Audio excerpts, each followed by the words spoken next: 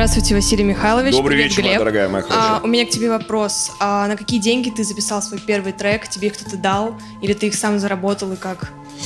Ну, в 2008 году я пошел в магазин дисков, он назывался 1С.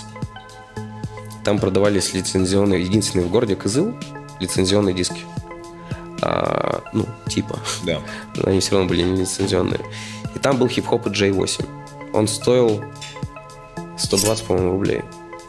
Я их попросил у отца, и я купил хип-хоп и J8.